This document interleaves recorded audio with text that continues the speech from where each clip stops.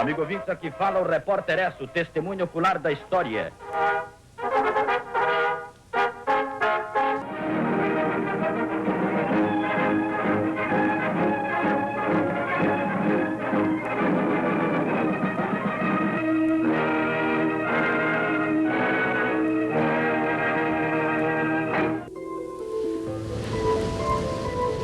E assim seguimos nosso caminho por este mar longo, até que terça-feira das 8º de Páscoa, que foram 21 dias de abril, tocamos a Bolsonaro de terra.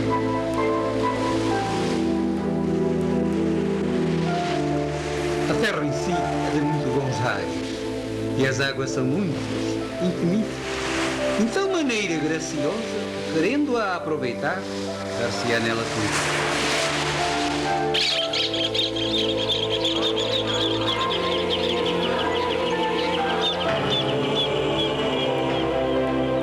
Se 10 vidas eu tivesse, 10 vidas eu daria.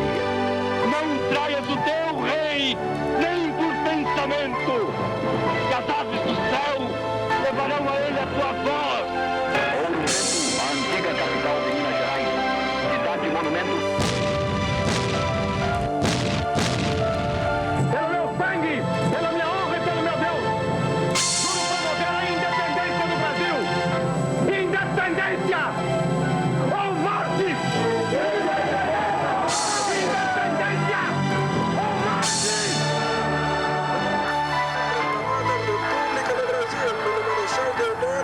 E o sangue que verteste, e a lágrima que derramaste. Trabalhadores do Brasil! Senhor Juscelino Kubitschek de Oliveira, nessa campanha sou mero soldado do povo. Assim sendo, declaro vaga a presidência da República. Fica decretado o recesso do Congresso Nacional. Agora é vencer ou vencer.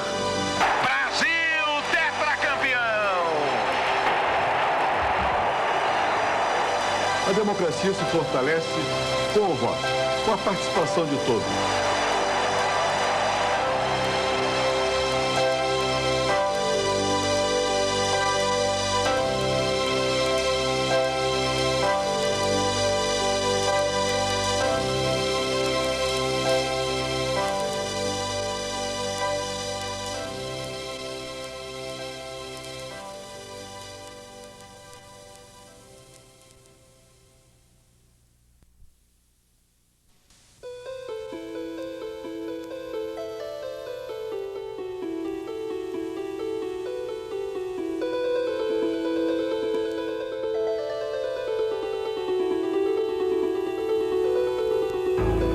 O Brasil é um país jovem.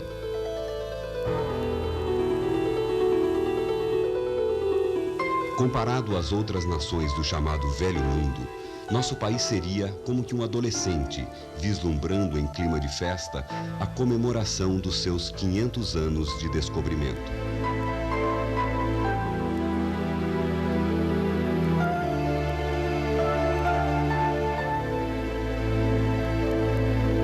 Descobrimento de seus mares.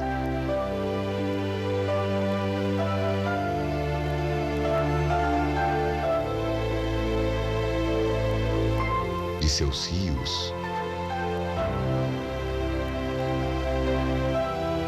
De suas florestas.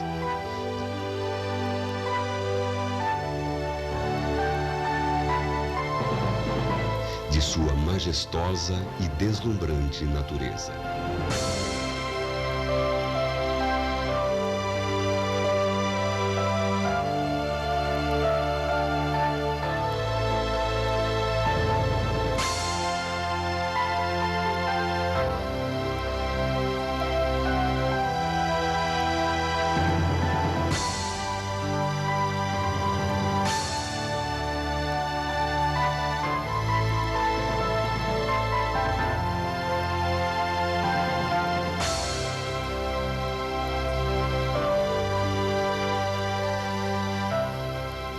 Descobrimento também de um povo primitivo, que habitava suas terras quando os chamados descobridores aqui chegaram. Este povo, na verdade, vários povos distribuídos em diversas tribos diferentes e espalhados por todo o país, já habitavam nossa terra muito antes da chegada dos portugueses. Mas quem eram aqueles homens nus, pardos, de bons narizes e bons corpos, como escreveu Pero Vaz de Caminha em sua carta? Bem, de acordo com as teorias mais aceitas, não só os índios brasileiros, mas todos os que viviam no continente americano seriam caçadores nômades que migraram da Ásia, cruzando pela ponte de gelo, que nas eras glaciais teria unido a Sibéria ao Alasca através do Estreito de Bering. Com o passar do tempo, os habitantes das Américas foram formando grupos, tribos, civilizações e até impérios majestosos, alguns dos quais chegavam a ser mais avançados que as próprias civilizações europeias. Dentre os povos que mais se destacaram, podemos citar os maias, que apresentaram profundos desenvolvimentos nas artes, na matemática e na astronomia. Os astecas, que se instalaram no Vale do México em meados do século XIV e construíram um vasto império com 500 cidades e 15 milhões de habitantes. E os incas, que habitavam as encostas da Cordilheira dos Andes na América do Sul e chegaram a possuir um enorme território com 4.000 quilômetros de comprimento por 650 quilômetros de largura.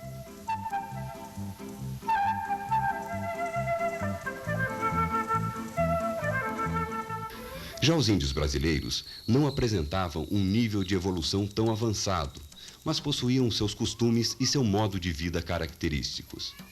Os primeiros povos indígenas que entraram em contato com os portugueses foram tribos do grupo Tupi-Guarani, que povoavam praticamente todo o litoral brasileiro.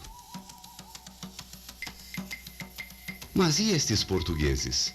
Como foi que chegaram à costa brasileira e realizaram o descobrimento do Brasil? Bem, para entender tudo isso, temos que voltar um pouco antes do descobrimento e entender a história deste pequeno país do século XV.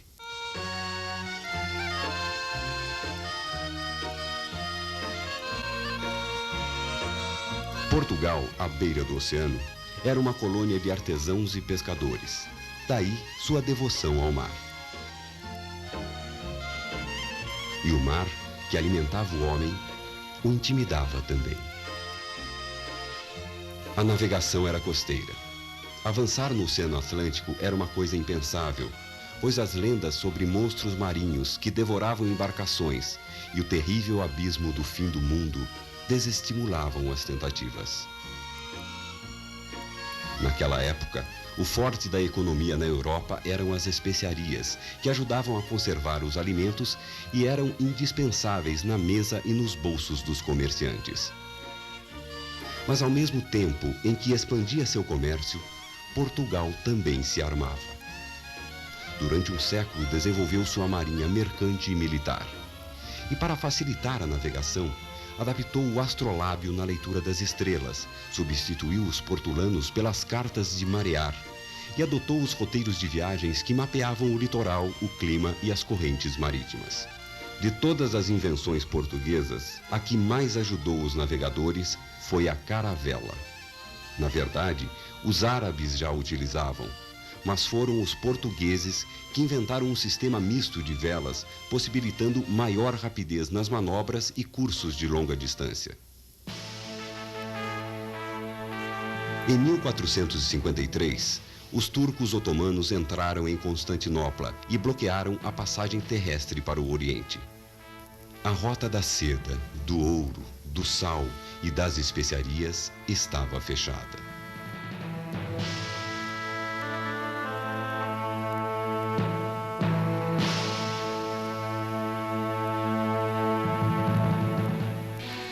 Era o fim do Império Bizantino e o começo dos novos descobrimentos.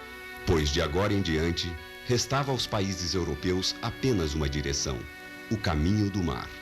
E seria preciso enfrentá-lo. Durante o século XV, Portugal foi colonizando a costa ocidental da África e as ilhas da Madeira, Açores e Cabo Verde. Graças ao infante Dom Henrique, Portugal aos poucos descia o Atlântico e explorava o litoral africano. Até que em 1498, Vasco da Gama seguiu pelo caminho de Bartolomeu Dias, que havia conseguido ultrapassar o Cabo da Boa Esperança no sul da África e assim alcançou Calicut, nas Índias. Estava realizada a mais longa viagem marítima até então empreendida. E, finalmente, havia sido descoberto um novo caminho para as Índias.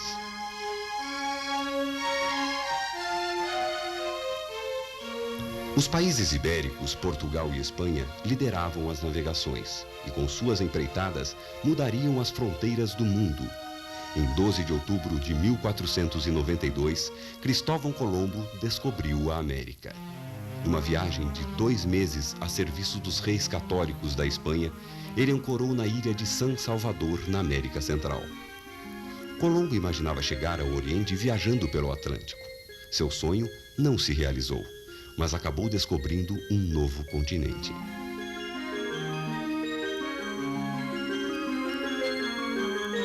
Portugueses na Ásia e na África, espanhóis na América. O mundo se alargava. Preocupados com as novas conquistas, Portugal e Espanha assinaram o Tratado de Tordesilhas em junho de 1494. Numa hábil negociação de Dom João II, rei de Portugal, a terra foi dividida ao meio, de um polo a outro. O meridiano traçado a 370 léguas a oeste das ilhas de Cabo Verde definia as novas posses. Terras e ilhas já conquistadas ou a serem conquistadas à esquerda dessa linha imaginária pertenceriam à Espanha. À direita dela, ou seja, a leste desse meridiano, seriam de Portugal, inclusive a Índia. Nesta época, o Brasil ainda era desconhecido, mas esse meridiano, que cruzava as futuras cidades de Belém do Pará ao norte e Laguna em Santa Catarina ao sul, já assegurava essas terras à coroa portuguesa. O século XVI estava se iniciando e o mundo tinha pressa. Da América, nada se sabia. Na Europa, acreditava-se que Colombo havia descoberto o caminho das Índias pelo Ocidente. Era preciso confirmar, mas poucos se aventuravam.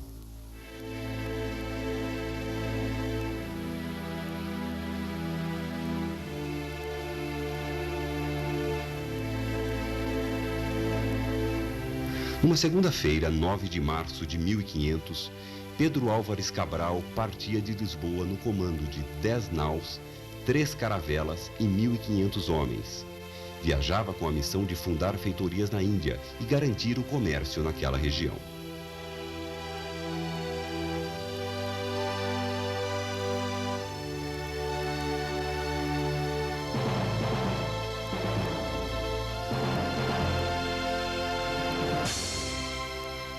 No Atlântico, rumando sempre a sudoeste, a esquadra afastou-se muito da costa africana. Um afastamento polêmico. Uns admitem que Cabral tinha de se afastar para evitar as calmarias, pois as naus e as caravelas precisavam dos ventos que eram o combustível da época. Outros acreditam que o afastamento fazia parte dos planos da viagem e teria sido intencional, pois após a assinatura do Tratado de Tordesilhas, o rei Dom Manuel queria confirmar a posse de suas terras. Assim, em 21 de abril, os navegantes perceberam plantas boiando no mar, os primeiros sinais de que terra firme se aproximava. Na manhã seguinte, notaram pássaros voando. À tarde desse mesmo dia, 22 de abril, a esquadra avistou um monte alto e redondo, e Cabral deu-lhe o nome de Monte Pascoal, pois eram dias de Páscoa. As terras mais abaixo, com árvores frondosas e muitas aves, recebeu o nome de Ilha de Vera Cruz, pois imaginavam ter chegado a uma ilha. Na verdade, estavam onde é hoje o sul da Bahia. Ninguém desembarcou, pois anoitecia. No dia seguinte, Cabral ordenou que Nicolau Coelho, capitão e experiente navegador, fosse até a praia. Ressabiados e um pouco distantes, índios e portugueses trocaram presentes.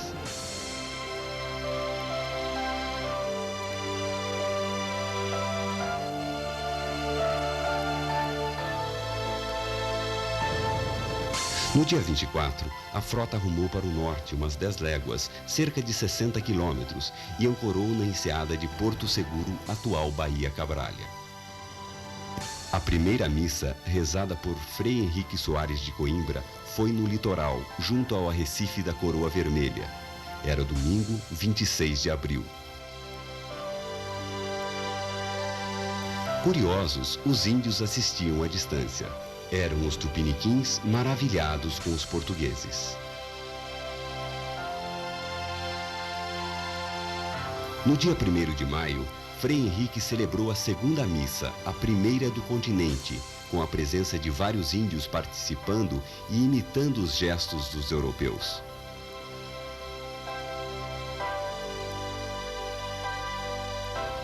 No dia seguinte, a esquadra levantou velas e seguiu rumo às Índias. Mas a caravela de Gaspar de Lemos retornou a Portugal, levando uma carta de Pero Vaz de Caminha ao rei, relatando o descobrimento. Lá, Dom Manuel rebatizou a nova conquista de Terra de Vera Cruz. Acontece que, com o passar do tempo, o nome Brasil foi ganhando força e se popularizando por causa do pau-brasil, uma árvore de onde se extraía uma tinta cor de brasa, um Brasil, como diziam os portugueses. Era um tipo de madeira de grande valor comercial esse pau de tinta, que antes era buscado nas Índias para tingimento de tecidos. No início, Portugal não se interessou pelas novas terras. Não havia ouro nem especiarias, só madeira vermelha. A afirmação é de Américo Vespúcio, cosmógrafo e letrado, que em 1501 e 1503 acompanhou as expedições de Gonçalo Coelho ao Brasil. Em sua primeira viagem de reconhecimento, Vespúcio identificou vários lugares do litoral com datas e nomes do santo do dia. Assim foram batizados o Rio São Francisco, Rio de Janeiro, Angra dos Reis e São Vicente, dentre vários outros. Além do pau-brasil, Américo Vespúcio não descobriu outras riquezas. Mas seus mapas e viagens, não só pelo Brasil, mas por todo o chamado Novo Mundo, deram os contornos do litoral e identificaram um novo continente que viria a receber o seu nome, América.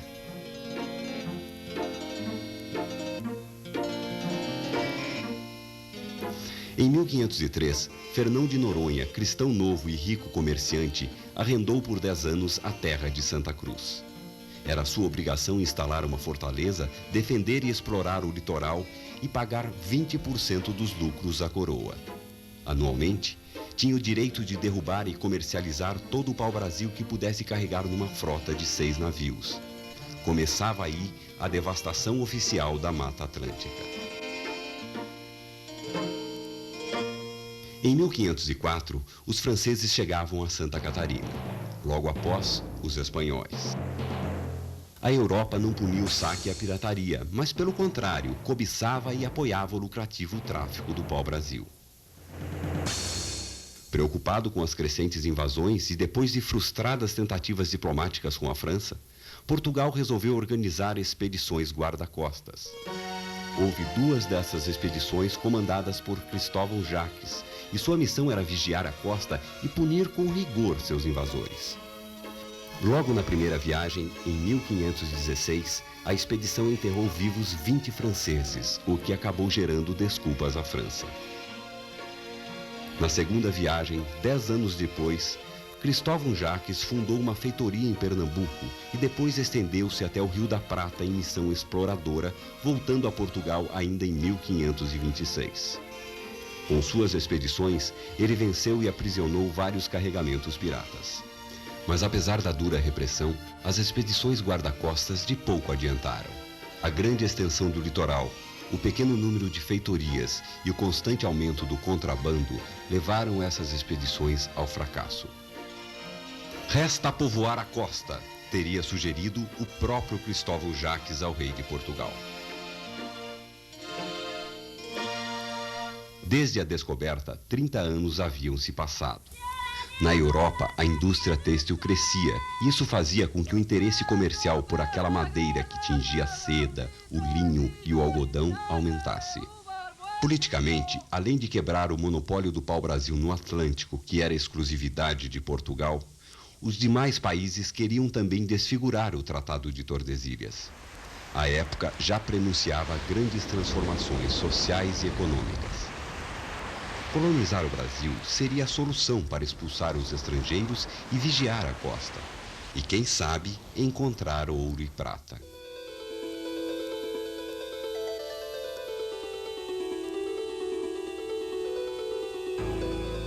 Assim, em janeiro de 1531, Martim Afonso de Souza, fidalgo e amigo de infância de Dom João III, chegou às praias de Pernambuco.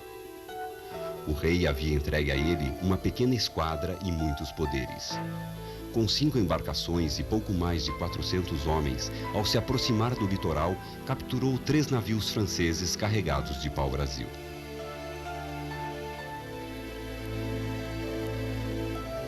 Na Bahia, deixou 2 homens com várias espécies de sementes para testar a fertilidade da terra.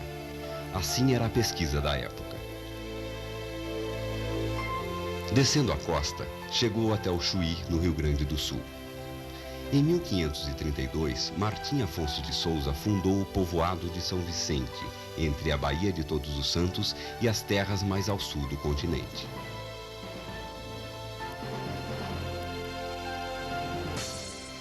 O local escolhido foi uma estratégia da coroa, pois Portugal imaginava desrespeitar o Tratado de Tordesilhas e avançar pelo Rio da Prata.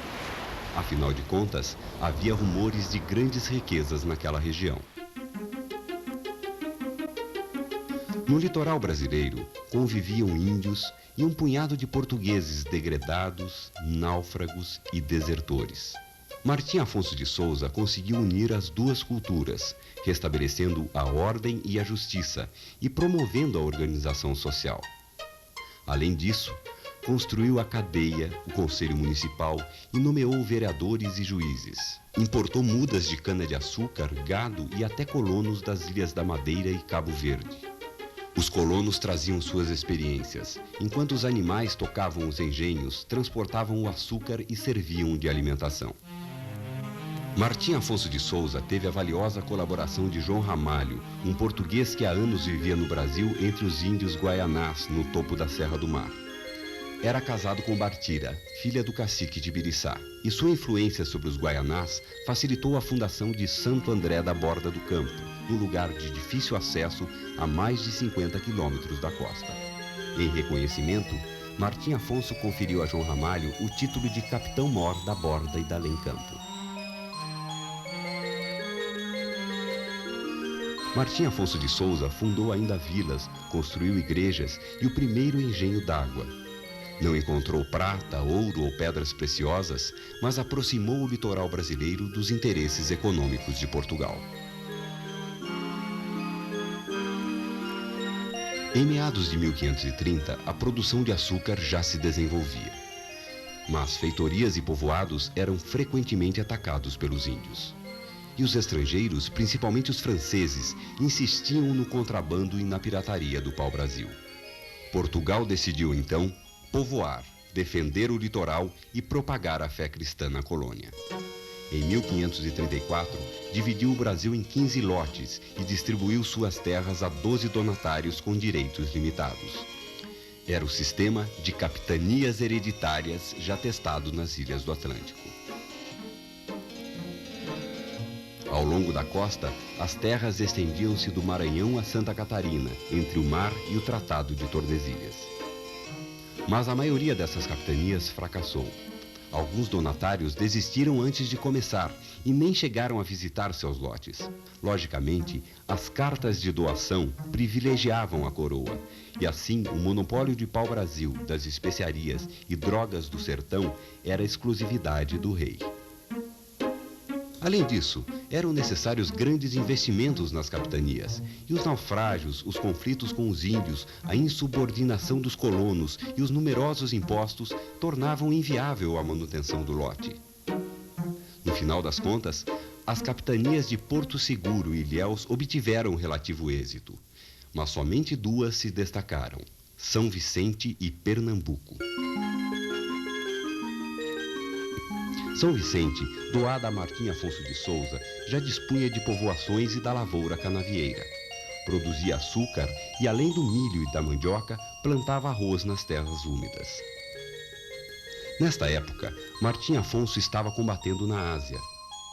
Brás Cubas, fundador do povoado de Santos em 1536, administrava a capitania de São Vicente, cujas terras estendiam-se do Rio de Janeiro ao sul de Iguape. Já a capitania de Pernambuco foi doada a Duarte Coelho. O bom clima, o solo fértil e a proximidade com Portugal fez dela a mais rica capitania. Duarte Coelho, filho de Gonçalo Coelho, era de família influente. Mostrou habilidade e competência na administração de seu lote. Manteve boa relação com os indígenas e, com a ajuda deles, explorou o pau-brasil em grande quantidade. Desenvolveu a pecuária, o cultivo do algodão e, principalmente, a cana-de-açúcar. Além disso, levantou empréstimos na Europa e construiu engenhos, e, como Martim Afonso de Souza, buscou novos colonos no exterior. Com melhor mão de obra, autorizou a instalação de novos engenhos e incentivou a fabricação de açúcar pelos colonos, gente cuja liberdade ele sempre defendeu junto à coroa. Promoveu ainda o casamento entre brancos e índios e contornou as rivalidades. Embora a maioria das capitanias tenha fracassado, seus donatários fundaram pequenas povoações que deram início à atividade agropecuária. Isso contribuiu para a defesa da costa e o começo da indústria açucareira no Brasil.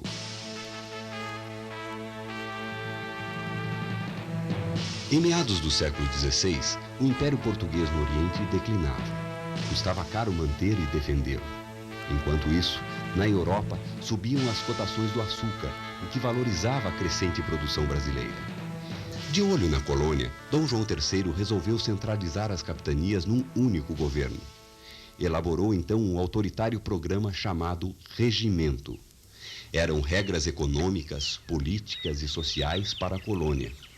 Um documento que fiscalizava e limitava os poderes do governador-geral.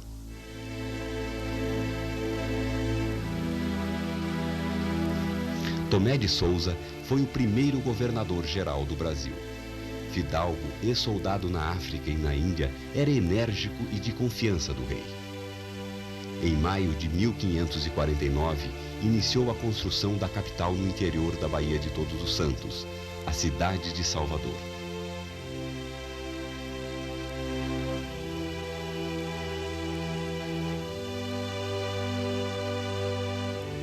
Durante a construção e no conflito entre colonos e índios, recebeu a ajuda de Diogo Álvares Correia, o Caramuru, que há 22 anos convivia com os tupinambás no litoral. À procura de ouro, Tomé de Souza enviou uma galé em direção ao Peru, mas seus integrantes nunca mais voltaram. De Cabo Verde, trouxe muitos bovinos e aumentou a lavoura açucareira. Controlou o avanço dos colonos e dos próprios jesuítas no interior, que era uma ordem centralizadora do rei. Visitou várias capitanias, as do sul principalmente, nomeou vilas e incentivou as povoações. Além disso, Tomé de Souza trouxe o primeiro grupo de jesuítas ao Brasil, entre eles Manuel da Nóbrega. Em 1551, fundou o primeiro bispado em reconhecimento ao trabalho da igreja na colônia. Em 1553, chega à Bahia o fidalgo Dom Duarte da Costa, o segundo governador-geral do Brasil. Com ele desembarcou José de Anchieta, mais alguns jesuítas e uma leva de órfãs para casar. Sua administração foi marcada pela incompetência dele e do filho Álvaro da Costa, que frequentemente atacava e queimava aldeias indígenas, contrariando o regimento da colônia. Nas capitanias do sul, os franceses, aliados dos tamoios, sob o comando de Villegagnon, invadiram e fundaram a França Antártica em janeiro de 1555. No ano seguinte, em Salvador, um conflito com o bispo Dom Pero Fernandes Sardinha agravou a situação do governador. Chamado a Portugal para dar esclarecimentos, a nau do bispo afundou no litoral alagoano e os sobreviventes acabaram devorados pelos índios caetés, inclusive o bispo. Durante o governo de Duarte da Costa, alguns jesuítas, dentre eles Manuel da Nóbrega e José de Anchieta, fundaram, em 1554, o Colégio São Paulo, futuro núcleo da cidade de São Paulo. Mais tarde, porta do sertão para as entradas e bandeiras através dos rios Tietê e Paraíba nos campos de Piratininga. Duarte da Costa não realizou um bom governo. Omisso na defesa do litoral, ele permitiu que franceses e piratas se transformassem em colonos do Brasil. O terceiro governador-geral chegou à Bahia em janeiro de 1558. Sua missão? Reorganizar a colônia. Mendes Sá deu primeiro prioridade à pacificação dos índios. Foi dele a ideia das reduções. Ali, os indígenas eram catequizados e protegidos da escravidão. Ironicamente, neste mesmo ano, morre Fernão de Sá, filho de Mendes Sá, combatendo os aimorés no Espírito Santo. A partir da Carta Régia de 1549, Mendes Sá incentivou a mão de obra escrava nos engenhos e autorizou a importação de negros da África. Com essa medida, 6 anos mais tarde, o açúcar da colônia dominava o mercado mundial. A reforma, questão religiosa na Europa, começava a refletir no Brasil. A França Antártica visava abrigar protestantes, além da exploração mercantil e a implantação de um novo Estado francês no Rio de Janeiro. Em 1560, na ausência do comandante francês Villegagnon, Mendes Sá atacou o Forte Coligny e obteve a primeira vitória. Os índios, aliados dos franceses, ameaçavam aumentar o número de guerreiros, unindo-se numa confederação. Foi então que Manuel da Nóbrega e José de Anchieta se ofereceram como reféns e convenceram parte dos tamoios a combater os franceses. Em janeiro de 1567, Mendes Sá desce o litoral com 3 naus de guerra e expulsa os franceses do Brasil. Seu sobrinho, Estácio de Sá, ferido por uma flecha no rosto, morre um mês depois, vítima dessa batalha. 5 anos mais tarde, em 1572, morre, ainda no cargo, Mendes Sá. Mas os ataques franceses ainda continuariam. Durante 23 anos, o sistema de um governo unificado mostrou que a colônia era viável economicamente e que a ocupação portuguesa estava se consolidando com as povoações. Em 1578, morre Dom Sebastião, rei de Portugal. É o fim da dinastia de Aves. Seu sucessor é Felipe II, rei da Espanha. Assim, durante 60 anos, Portugal esteve anexado à coroa espanhola. E durante todo este período, os inimigos da Espanha passaram também a atacar o Brasil. Uma luta que durou mais de 70 anos e ameaçou a soberania de Portugal nas terras da colônia.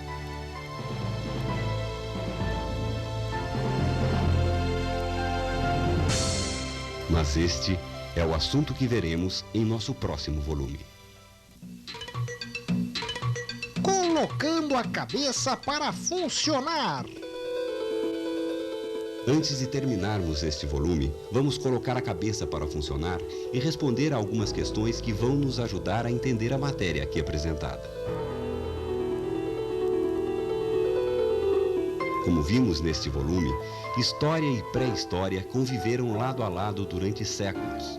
Brancos civilizados na Ásia e na Europa, homens primitivos na América, principalmente no Brasil, que desconheciam a escrita e não dominavam os metais. Agora pesquise. Que povo era esse? De costumes, hábitos e línguas tão diferentes. Como foram os primeiros contatos na América? Que contribuições e dificuldades trouxeram aos portugueses? Quem mais colaborou no relacionamento deles com os colonos e a coroa? O que a atual civilização aprendeu com essa gente? Lembre-se, gente livre, inocente, mas saudável e adaptada aos trópicos.